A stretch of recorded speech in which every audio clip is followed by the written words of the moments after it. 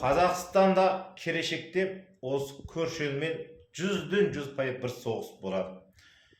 Қан төгіліс 100% болады. Бұған ешқандай немене басқа сөз жоқ.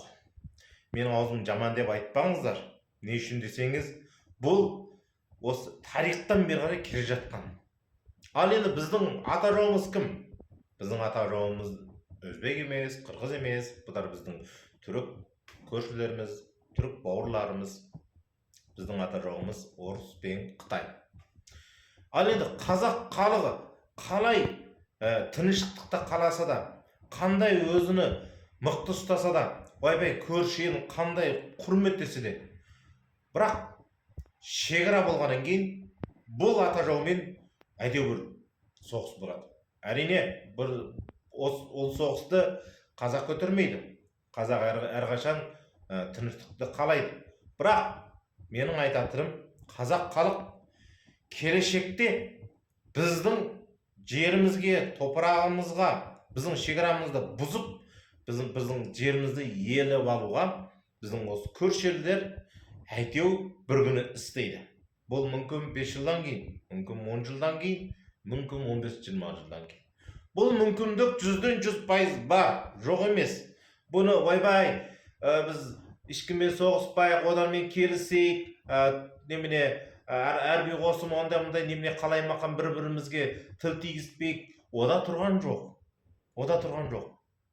Біз қандай тыныш жүрсек те, ел тыныш жүрмейді. Сіз қазір көшедегі машинаны айдап шықсаңыз да, сіз өзіңізді 100% жол қатынасы заңына қайшы шықпасаңыз да, бірақ сіз елді соғып кетуіңізге сіз немене сеніміңіз бар ма? Жоқ. Сіз елді соқпасаңыз, ел сізді соғып кетеді. Соған үшін келешекте или орыс Қазақстанға басып келеді. Одан болмаса Қытай Қазақстанға басып келеді. Өте мұна Қытай мен орыс. Қытай өте немене екен деп ойлаймын. Не үшін десеңіздер, бұлар әлі күнге шейін Қытайлар өздерінің интернетінде Балқаш көлден шығыс қарай ол біздің ата-бабамыздан қалған жер деп әліге шейін таратып отыр. Қырғызстанның бір бөлек жеріне, бірталай жеріне ол біздің Лилин деген бір Қытай бір неменесі тарихта болған бір генерал болған. Соның ұрпақтары қазір қырғыздар деп міне осындай сөз шығарып отыр. Соның үшін Қытай әйтеу бір күні Қазақстан мен Қырғызстан, Орта Азияның бірталай жеріне алып алуға бұлар әрқашан дайын тұр. Ал енді бұндай кезде біз не істеуіміз керек? Бұндай кезде менің біраз ойым бар. Қазақ халық әрқашан бірінші шекараны мықты ұстау керек. Екінші, армияны қатты ұстау керек. Шекараға адам көп апару керек. Қытаймен болған бизнестерді азайту керек. Қытайды визасыз кіргізетін саясатты тоқтату керек. Қытаймен ортасындағы болған саясат келісімдерін азайту керек. Тек қана бір көрші болу керек. Одан керісінше шетелдік, мисал мына Түркия, Еуропа, Америка, Жапония деген осындай қатарлы демократиялық елдермен байланысты жақсы жасап, экономиканы жақсы байланыс қылу керек. Ал сондай болған кезде, мисал мен тағы бір ойым бар. Мисал, Американың армия базасы Алматының маңайында, мисал Жаркентте бір армия базасын қойса, Қытай мәңгі 100 жыл, 1000 жыл болса да Қазақстанға басып келе алмайды. Не үшін?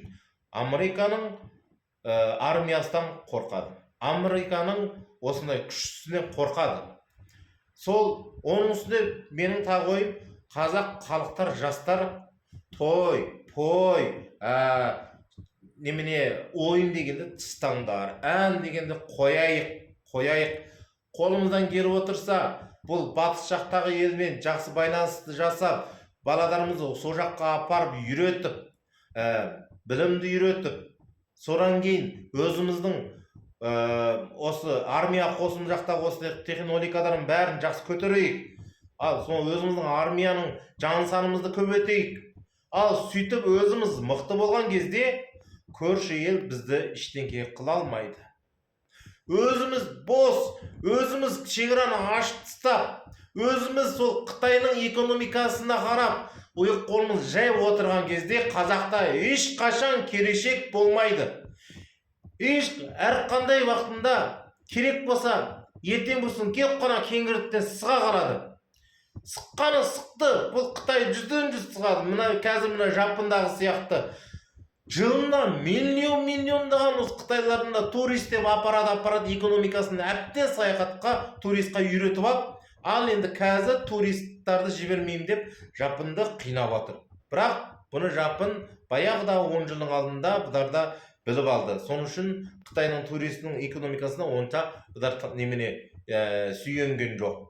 Соның үшін айтайын қазақ халқым, мисал, бұл орыс пен Қытайдан сақтанайық десек, әрқашан Қытаймен соғыс болуға дайын болу керек. Қан төгу дайын болу керек. Болмаса, қазақ ұлтты тарихтан жойып тастайды. Осыны есімізге мықты ұстайық, қазақтар.